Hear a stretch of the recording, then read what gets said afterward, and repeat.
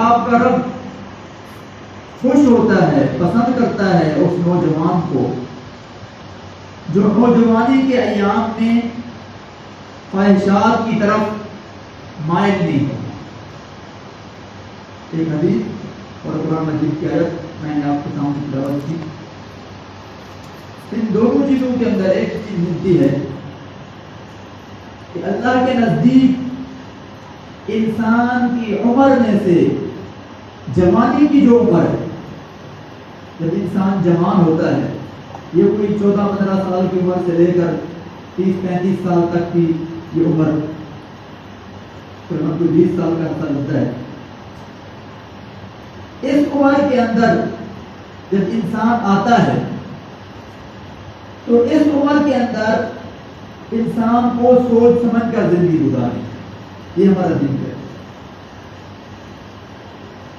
اللہ کے نبی صلی اللہ علیہ وسلم آپ نے لوگوں کے سامنے، جب آپ نبی نہیں تھے، بحیثیت نبوت نہیں، بحیثیت عام انسان لوگوں کے سامنے آپ نے زندگی گزاری، تو اس وقت بھی آپ صلی اللہ علیہ وسلم کی زندگی بے عیب اور بغیر کسی عیب کے آپ کی زندگی گزری۔ تو اسلام آنے کے بعد اور ایک امتی کے لیے تو بے حد ضروری ہے کہ وہ ان ایام میں اپنی تمام تر خواہشات پر قابو پائے۔ ہم لوگ اکثر یہی سنتے رہتے ہیں جملہ کہ جی جوانی دیوانی ہوتی ہے، انسان جوانی کے لیے کچھ بھی کر گزرتا ہے، اور حقیقت ایسی ہے کہ یہ نوجوان کسی بھی معاشرے کے لیے یہ ریڑھ کی ہڈی کی حیثیت رکھتے ہیں، اس لیے ان کو وہ پلیٹ فارم، وہ راستے مہیا کیے جائیں کہ جن پر چل کر وہ لوگوں کے لیے بھی فائدے کا باعث بنے اور ان کی اخروی زندگی بھی سنور جائے۔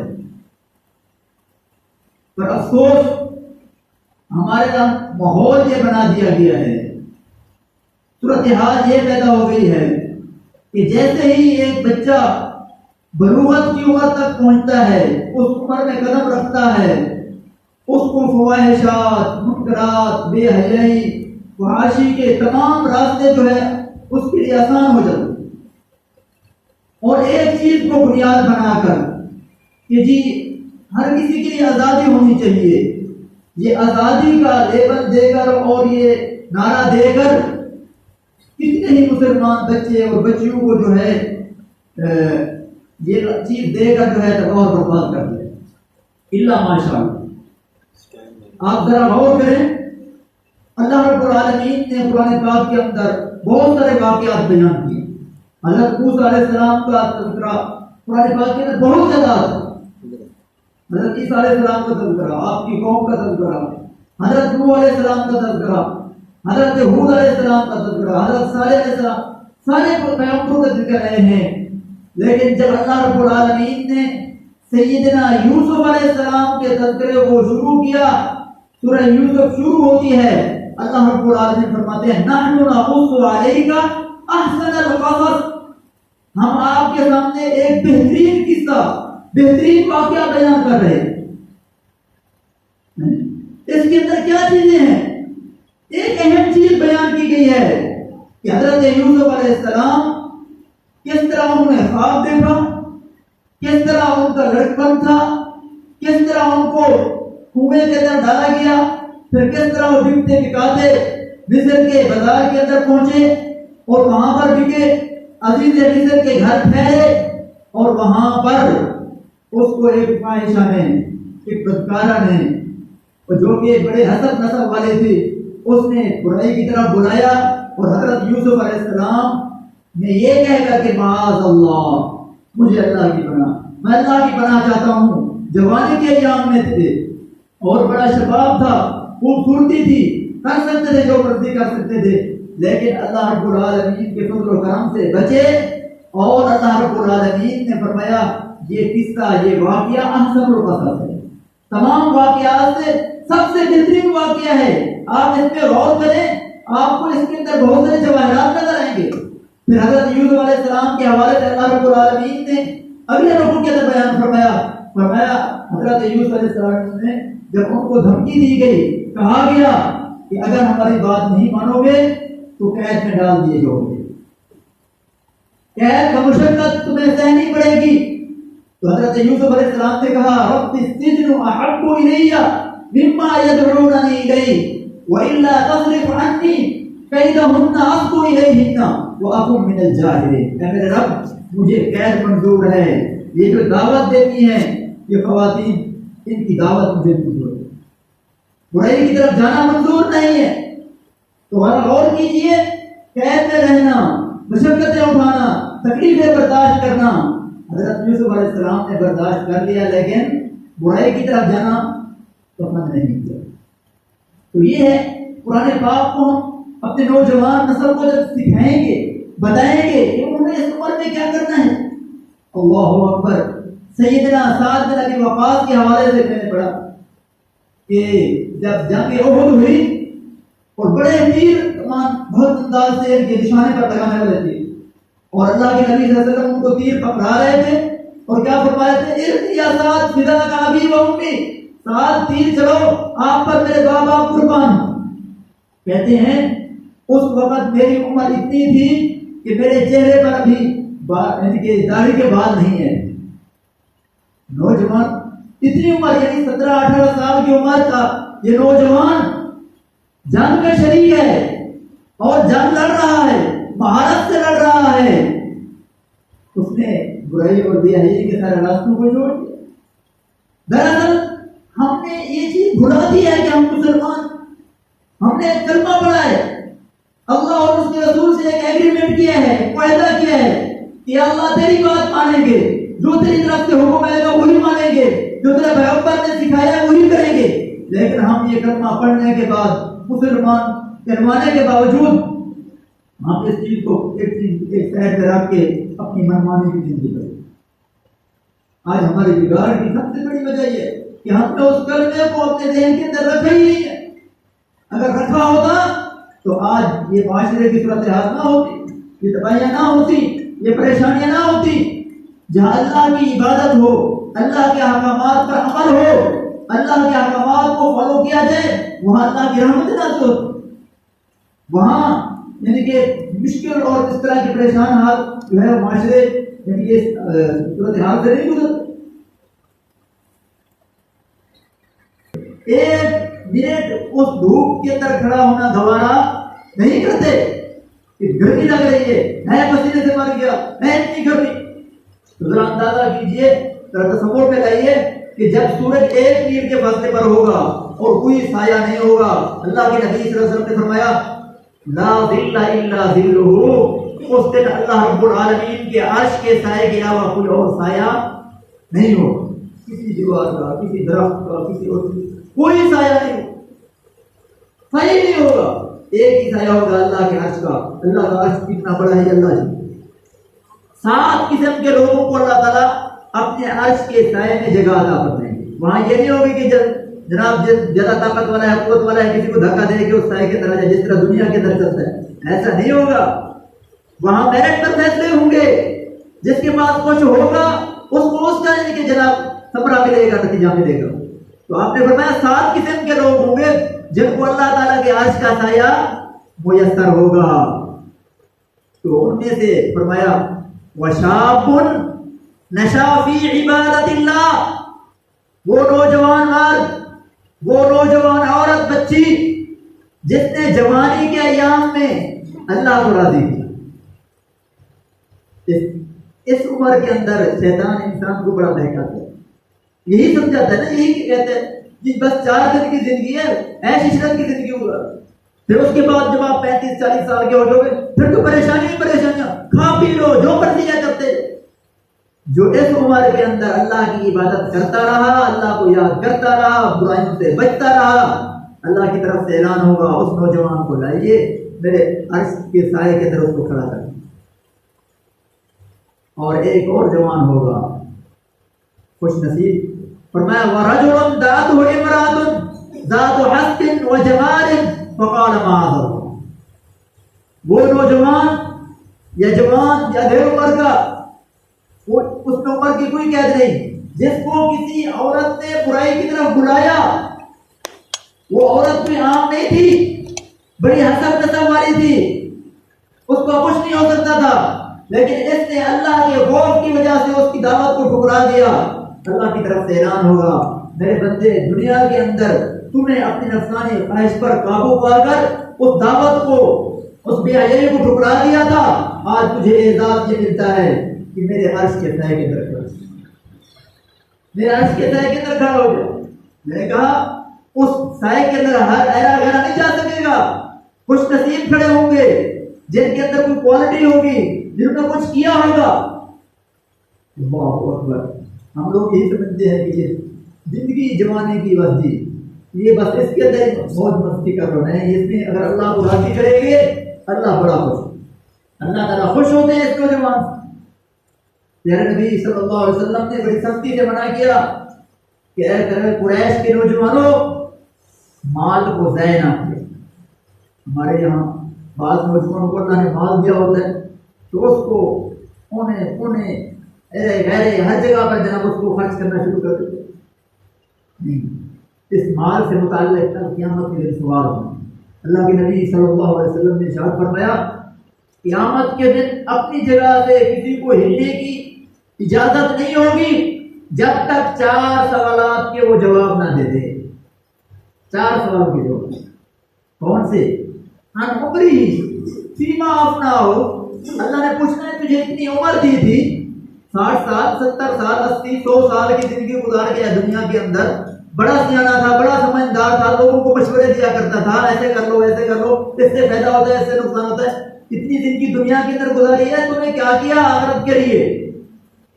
ہم لوگ کہتے ہیں جی اس نے جی بڑا یہ اس کی ساری زندگی کی کمائی یہ مکان ہے، اس کی ساری زندگی کی کمائی جو یہ باغ ہے، یہ جی فیکٹری ہے، یہ کارخانہ ہے وغیرہ، یہ تو دنیا کے اندر رہنے والی چیزیں ہیں۔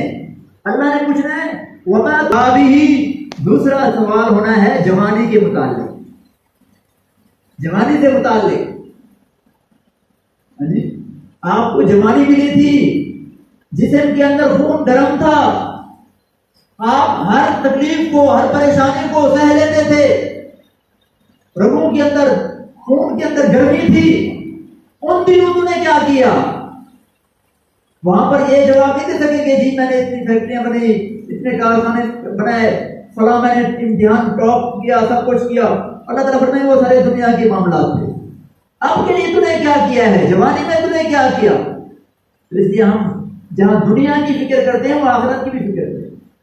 تیسرا سوال ہونا ہے وعن مالہ، مال سے متعلق، اللہ نے جو مال عطا کیا ہے اس کے متعلق دونوں سوال ہوں گے۔ من این اکتسبتہ، تو نے اس کو حاصل کہاں سے کیا تھا؟ یہ بھی اہم سوال ہے۔ بعض لوگ یعنی کہ جائز ناجائز طریقے سے مال کو جناب حاصل کرنے کی دو میں رہتے ہیں، تو ایک تو اس کو جائز طریقے سے حاصل کرنا ہے، وفیما انفقتہ، اور دوسرا سوال ہونا ہے کہ تم نے اس مال کو خرچ کن کاموں میں کیا تھا۔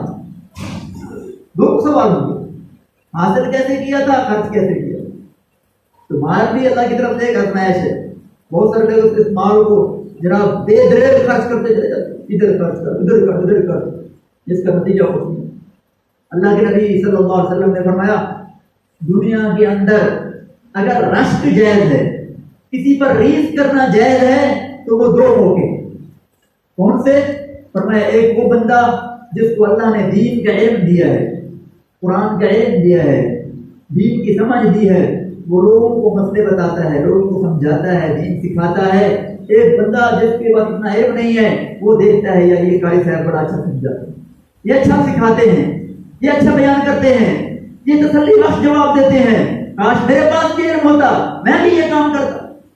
تو اس طرح کے دین سکھانے والے پر رشک کیا جا سکتا ہے، ریس کی جا سکتی ہے۔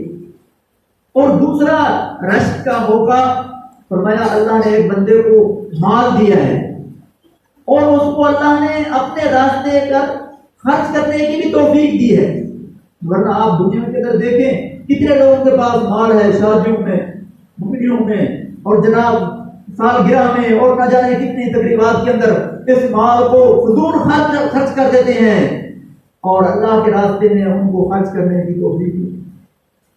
سوچتے ہی نہیں ہے کہ یہ جو میرے پاس مال ہے، ایک شادی پر میں نے اگر 20 لاکھ روپے خرچ کر دیے ہیں تو کاش 10 لاکھ میں اللہ کے راستے میں خرچ کر دوں، آخرت بن جاتی۔ اس طرح سوچ جاتی ہی نہیں ہے۔ لوگوں کو دکھانا ہے جی میں اتنا وڈیرا ہوں، میں اتنا بڑا ہوں، میری شادی کے اندر جناب میرے بیٹے کی شادی کے اندر اتنی ڈشیں پکنی ہیں، اور جناب اتنا میٹھا اور اتنے نمکین اور اتنے بڑا بڑا ڈشیں، لوگوں کو پتا چلے گا میرے پاس۔ اللہ اکبر۔ فرمایا وہ بندہ جس کو اللہ نے مال دیا ہے وہ اللہ کے راستے میں خرچ کرتا ہے، دوسرا وہ بندہ جس کے پاس مال نہیں ہے، اس کو دیکھتا ہے، دل کے اندر یہ سوچ پیدا کر سکتا ہے کاش میرے پاس ہوتا تو اللہ مجھے بھی توفیق دیتا، میں بھی خرچ کرتا اور میرا بھی اجر و ثواب میں اضافہ ہوتا۔ تو تیسرا سوال مال سے متعلق ہونا ہے، ایسے نہیں کہ بس مال کمایا کھایا پیا ہم پتہ نہیں۔ اور چوتھا سوال ہونا ہے وَعَنْ عِلْمِهِ مَاذَا عَمِلَ بِهِ، علم سے متعلق کہ تیرے پاس جتنا علم تھا اس کے اوپر تم نے عمل کتنا ہے۔ ہم لوگ جب علم کا یعنی کہ لفظ بولتے ہیں تو فوراً ذہن اس طرف جاتا ہے کہ جی علم سے مراد وہ جو مولوی حضرات 6 سال کا 8 سال کا 10 سال کا کورس کرتے ہیں ان کے پاس ایک بہت بڑا علم آ جاتا ہے، یہ ان سے سوال ہونا ہے، ہم سے نہیں ہونا۔ ہم لوگ کو نہیں پتا کہ نماز نہیں پڑھی، نماز اگر نہ پڑھی تو اس پر کیا ہے کہ اللہ رب العالمین کی طرف یہ علم ہے۔ ہمیں نہیں پتا کہ اگر ہم نے روزہ چھوڑ دیا تو ہم نے کتنی مرتبہ سنا ہے کہ اس پر کیا وعید ہے۔ ہمیں نہیں پتا کہ ایک بندے پر حج فرض ہو گیا اور وہ حج نہیں کرتا، بخیلی کرتے ہوئے جا سکتا ہے، حج کر سکتا ہے، استطاعت ہے، تو اللہ کے اس نے فریضے کو جو ہے کم اہمیت دی ہے، چھوڑ رہا ہے، اللہ کا مجھے ہوگا، اس کو پتا نہیں، پتا ہے یہ علم ہے۔ اللہ نے پوچھنا ہے تیرے پاس علم تھا اس کے مطابق تم نے عمل کتنا ہے۔ اس چاروں سوالوں کے جواب ہر انسان نے اللہ کے نزدیک جا کر دینے، اس لیے جوانی کی عمر اس کا الگ سے سوال ہونا ہے کہ ہمارے ذہن میں۔ ایک موقع پر اللہ کے نبی صلی اللہ علیہ وسلم نے فرمایا لوگوں 5 چیزوں سے پہلے غنیمت سمجھو، 5 چیزوں سے پہلے غنیمت سمجھو، ان سے بھرپور فائدہ اٹھا لو۔ کون سی چیزیں ہیں؟ فرمایا شبابہ کا قبل حرم، جوانی کو بڑھاپے سے پہلے غنیمت سمجھو۔ جوانی یہی ہے، دنیا کے اندر بھی ہم یہی چیز دیکھتے ہیں، سورج غروب ہوتا ہے، ہاں جی ایسا غروب بھی ہو جاتا ہے۔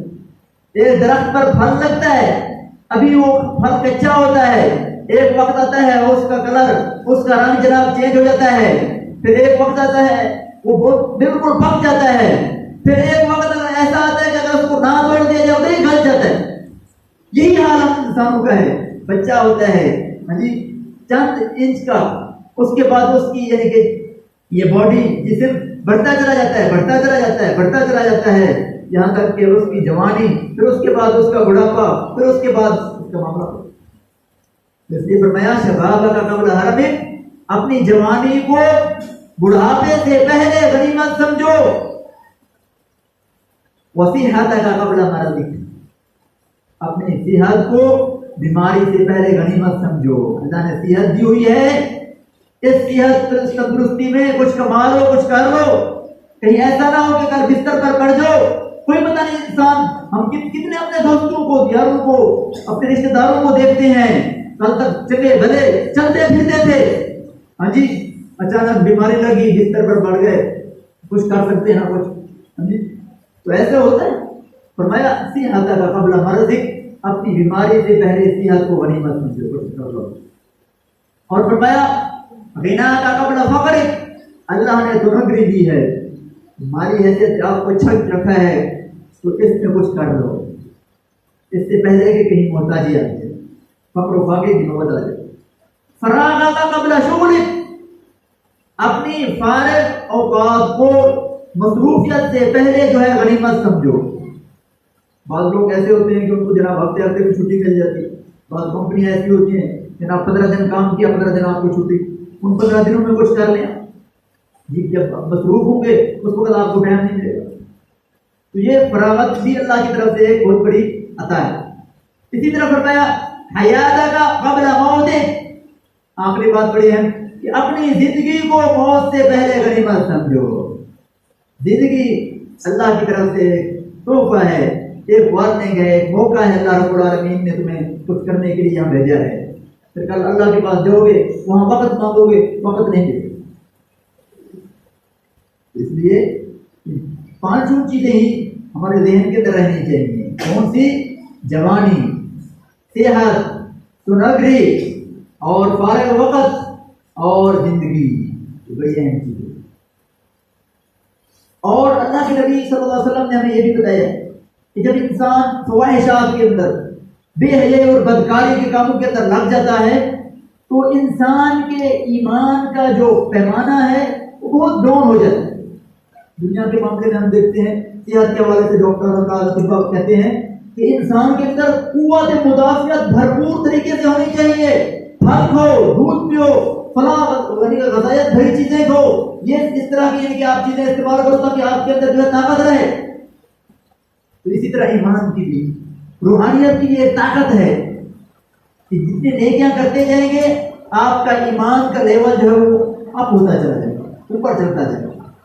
اور جیسے ہی بے حیائی والے کاموں میں یعنی کہ فضولیات کے اندر آپ ملوث ہو جائیں گے آپ کے ایمان کا لیول گھٹتا چلا جائے گا، گھٹتا چلا جائے گا. پھر خواہشات اور منکرات نے، تمام قسم کی برائیوں نے آپ کی باڈی کے اندر جناب بیل ڈال لینے ہیں. ہم نے کتنے ایسے لوگ دیکھے بے پرہیزگار لیکن وہ یعنی کہ حالات کا شکار ہوئے، جناب وہ سیڑھی سے وہ پھسلے، جناب شراب نوشی اور پتہ نہیں کتنی خرافات ان کے اندر آ گئے. پھر وہ بندہ جو ہے جو بگڑ جائے اس اترنا بڑا اوکھ ہے. تو اس لیے اللہ کے نبی صلی اللہ علیہ وسلم نے دعائیں سکھائی ہیں کہ اللہ استقامت عطا فرما، اللہ تمہیں اپنے دین کی سمجھ عطا کی ہے، اللہ ہمیں استقامت عطا فرما. اور اس کے ساتھ ساتھ نیکیوں کے اندر اضافہ کرتے رہیں تاکہ ایمان کا جو لیول ہے وہ اپ ہو، اوپر ہو. اللہ کے نبی صلی اللہ علیہ وسلم نے فرمایا لا یزنی الزانی حین یزنی وہو مؤمن. نوجوان جب کوئی بدکاری کرتا ہے، غلط کاری کرتا ہے تو اس وقت اس کا ایمان کا پیمانہ بالکل ڈاؤن ہو جاتا ہے، ایمانی لحاظ سے بہت کمزور ہو جاتا ہے. ولا یسرق السارق حین یسرق وہو مؤمن. وہ مومن تو ہوتا ہے لیکن اس کا ایمان بہت کمزور ہو جاتا ہے جب وہ چوری کرتا ہے. اسی طرح جب وہ شراب نوشی کرتا ہے، نشہ کرتا ہے جس کو اللہ نے حرام کیا ہے تو اس وقت اس کے ایمان کا پیمانہ بہت ہی ڈاؤن ہو جاتا ہے. تو اس لیے نوجوانوں کو ذرا سوچ سمجھ کے زندگی گزارنی، سوچ سمجھ کر. کہیں ایسا نہ ہو کہ ان فواہشات اور منکرات کے اس جال کے اندر پھنس جائیں اور پھر نکلنے کا کوئی راستہ ہی نہ ملے، کوئی ہاتھ پکڑنے والا ہی نہ ملے. اور کہتے ہیں نا جی برے کو برا 100 میل سے بھی ان کے پکڑ لیتا ہے اور اس کو جو ہے اپنی محفل کے اندر جو شامل کر لیتا ہے. تو اس لیے جب اچھی محفل کے اندر جائیں گے تو اچھائیاں ملیں گی، اچھا ماحول ملے گا اور بہتری کی طرف جائیں گے. اور جب انسان برائی کے راستے پر چلے گا اس کو برے ساتھی ملیں گے اور جناب گینگ بڑھتی جائے گی اور فواہشات اور منکرات والے لوگ جو ہے ملتے جائیں گے اور اس طرح انسان جو ہے وہ پستی کی طرف چلا جائے. اللہ کے نبی صلی اللہ علیہ وسلم نے فرمایا ان اللہ كتب علی ابن آدم حظه من الزنا. اللہ نے بدکاری کے جو یعنی کہ راستے رکھے ہیں دنیا کے اندر، انسان جو یعنی کہ چیزیں استعمال کرتا ہے، جو راستے اختیار کرتا ہے بدکاری والے، تو اللہ نے رکھے نہیں ہیں لیکن انسان کو روکا ہے کہ یہ راستے یعنی کہ بتائے ہیں کہ یہ برائی والے راستے ہیں. مثال کے طور پر دیکھنا، غلط نظاروں کو دیکھنا یہ برائی کا راستہ ہے. انسان جب یہ دیکھتا ہے اس آنکھ کو غلط استعمال کرتا ہے تو سمجھو کہ انسان جو ہے اس میں برائی کے یعنی کہ راستے پر قدم رکھ دے. اسی طرح فرمایا بعض لوگ جو ہے وہ زبان سے بدکاری اور بے حیائی کرتے ہیں. کیا؟ فحش بولنا، غلط بولنا اور اخلاقیات سے گری ہوئی گفتگو کرنا، یہ زبان کا یعنی کہ برا ہونا ہے. پھر فرمایا کہ بعض دفعہ انسان غلط سوچ میں پھر پڑ جاتا ہے. یہ سب چیزیں جب اکٹھی ہو جاتی ہیں تو پھر اس کے بعد انسان جو ہے وہ بدکاری کے آخری راستے کو بھی عبور کرتا ہے. تو اس لیے قرآن پاک نے بڑے آسان انداز کے اندر فرمایا ولا تقربوا الزنا. نوجوانوں زنا کے بدکاری کے قریب بھی نہ جاؤ. قریب جانے سے مراد کیا ہے کہ وہ راستے جو اس برائی کی طرف لے کر جانے والے ہیں، یہ رقص کی محفلیں، یہ گانے بجانے اور یہ جناب بریانی، یہ فحاشی، یہ غلط نظارے دیکھنا، یہ سارے برائی کے راستے ہیں، ان کو چھوڑنا ضروری ہے۔ اگر ان پر چل گئے تو انسان جو ہے وہ برائی بھی کر رہے۔ اللہ اکبر۔ ہمارے لیے تو رول ماڈل کون ہونے چاہیے؟ صحابہ ہونے چاہیے۔ آج ہم نے نوجوان کو سکھایا جی ہمارے لیے ماڈل کون ہے؟ جی فلاں کرکٹر۔ بچوں سے پوچھ لو کیا بننا چاہتے ہو؟ جی میں جی فلاں اداکار بننا چاہتا ہوں، میں فلاں کرکٹر بننا چاہتا ہوں، میں فلاں بننا چاہتا ہوں۔ بہت ہی کم بچے ایسے ہوں گے جو کہیں گے میں ابو بکر بننا چاہتا ہوں، عمر بننا چاہتا ہوں، عثمان بننا چاہتا ہوں، علی بننا۔ آپ ذرا سروے کر کے دیکھیں، بچوں سے پوچھیں، جو محلوں میں ان کو روک کر پوچھیں کہ آپ کیا بننا چاہتے ہو، وہ کیسے تھے، ان کے بارے میں ذرا سنیے۔ سیدنا ابو مرثد رضی اللہ تعالیٰ عنہ، میں نے کہا نا کہ جب ہم پڑھتے لا الہ الا اللہ محمد رسول اللہ، اللہ سے ایک عہد کرتے ہیں کہ اللہ تیری مانیں گے۔ سیدنا ابو مرثد رضی اللہ تعالیٰ عنہ مسلمان ہوئے ہیں، مدینہ کے اندر اللہ کے نبی صلی اللہ علیہ وسلم سے بیعت کی۔ آپ نے پوچھا ابو مرثد کیا کرتے تھے پہلے؟ کہا اللہ کے نبی میں چوریاں کیا کرتا تھا، سیدھی بات کہہ دی، لوگوں کو لوٹا کرتا تھا۔ آپ نے فرمایا اچھا ایک کام ہمارا بھی کر دو۔ کہا سمجھ نہیں ہے؟ فرمایا میرے کہنے کا مقصد یہ ہے کہ مکہ کے اندر ہمارے کچھ مسلمان بھائی قریش کی قید میں ہیں، ان کو چھڑا کر لاؤ، یہ کام تو آسان انداز کی طرح جو ہے ادا کر سکتے ہو۔ ٹھیک ہے اللہ کے نبی۔ سیدنا عمر رضی اللہ عنہ مدینہ سے چلتے ہیں، مکہ پہنچتے ہیں۔ وہاں مکہ کے اندر کسی اناق نامی عورت کے ساتھ ان کے تعلق تھے، دور جاہلیت کے اندر۔ رات کے پہر میں چل رہے ہیں، اناق دیکھ لیتے ابو مرثد جا رہے ہیں، آواز دے دیا ابو مرثد ابو مرثد۔ سیدنا ابو مرثد رضی اللہ عنہ موڑ کر بھی نہیں دیکھتے، موڑ کر بھی نہیں دیکھتے۔ کیوں؟ ولا تقربوا الزنا، برائی کے راستوں کے قریب نہیں جانا۔ اب میں نے اناق کی بات کو نہیں سننا، اب اناق کی بات میرے لیے غیر اہم ہے۔ اب ابو مرثد رضی اللہ عنہ آگے آگے، اناق پیچھے۔ وہ کہتی ہے ایک وقت تھا یہ ابو مرثد میرے پیچھے ہوتا تھا، آج میں آواز دے رہی ہوں ابو مرثد ابو مرثد۔ یہ جو ابو مرثد سنتے نہیں ہیں، آخر وجہ کیا ہے؟ ابو مرثد سے پوچھا ابو مرثد ما حال بینی و بینک، آج تیرے اور میرے درمیان کون سی چیز حائل ہو گئی ہے، کون سی چیز رکاوٹ بن گئی؟ سیدنا ابو مرثد رضی اللہ عنہ فرماتے ہیں الاسلام حال بینی و بینک۔ بدکاری کرنے والا مرد مومن سن لے، حضرت ابو مرثد رضی اللہ عنہ کے اس جواب کو ذہن کے اندر نقش کر لے کہ حضرت ابو مرثد فرماتے ہیں الاسلام حال بینی و بینک، تیرے اور میرے درمیان اسلام حائل ہو چکا ہے۔ تو مجھے بلاتی ہے، میں نے نہیں آنا، کیوں؟ میں نے کلمہ پڑھا ہے محمد رسول اللہ کا، لا الہ الا اللہ محمد رسول اللہ۔ ابو مرثد مانے گا تو اللہ کی مانے گا، اللہ کے رسول صلی اللہ علیہ وسلم کی مانے گا۔ یہ نہیں ہو سکتا۔ ٹھیک ہے وقت گزرا، وہ جاہلیت کا وقت تھا، اب میں اسلام میں داخل ہو گیا ہوں۔ اللہ کہتے ہیں یا ایھا الذین آمنوا ادخلوا فی السلم کافہ۔ میں اور آپ اپنا تجزیہ کریں، اپنا محاسبہ کریں، ہم نے اسلام کی کون سی چیزیں ایسی ہیں جو چھوڑ دی ہیں، ہمیں نہیں چھوڑی۔ عفت اور باغدامنی کو ہم نے چھوڑ دیا، نماز روزہ ہم نے چھوڑ دیا، باغدامنی ہمارے اندر نہیں ہے، برائی بدکاری ہمارے اندر ہے، ہم پھر بھی مطمئن ہیں ہم مسلمان ہیں۔ ابو مرثد اس اناق کی طرف دیکھنا گوارا نہیں کرتے۔ اناق کہتی ہے میں قریش کے سرداروں کو بتاؤں گی کہ تمہارے جو قیدی جا رہے ہیں، یہاں سے غائب ہو رہے ہیں، یہ اور کوئی نہیں کر رہا، ابو مرثد کر رہے ہیں۔ کہا جتنا دھمکانا ہے، جتنا جس کو جا کے کہنا ہے کہہ لو، ابو مرثد اناق تیرے شکنجے میں آنے والا نہیں آنے والا۔ یہ ہوتی ہے زندگیاں، یہ ساری زندگیاں، اس طرح کے لوگوں کو اللہ رب العالمین نے کل اپنے عرش کے تہہ میں جگہ عطا کر دی۔ 5 زندگی گزار کے جائیں یہاں پہ۔ آج ہمارے سامنے جو ہے مختلف برائی اور بے حیائی اور بدکاری کے راہ، ٹھیک ہے معاشرہ اس طرح چل پڑا ہے، لیکن ہم اپنے آپ کو جھنجھوڑیں، اپنے آپ سے پوچھیں، اپنے آپ کو سمجھیں۔ اسلام مسلمان کے گھر میں پیدا ہوا ہو، میرے اوپر اسلامی قانون لاگو ہوتے ہیں، میں نے کیا غلط اور کیا صحیح ہے اس کا فیصلہ میں نے خود کرنا ہے۔ میں یہ نہ سوچوں جی جس طرح یعنی کہ ایک بندہ کر رہا ہے، میرا دوست کر رہا ہے، میں نے ویسے کرنا ہے۔ میں یہ سوچوں کہ میں نے قبر کے اندر اکیلا جانا ہے، اللہ کے سامنے اکیلے کھڑے ہونا ہے، اللہ کو کیا جواب دوں گا؟ اللہ اکبر۔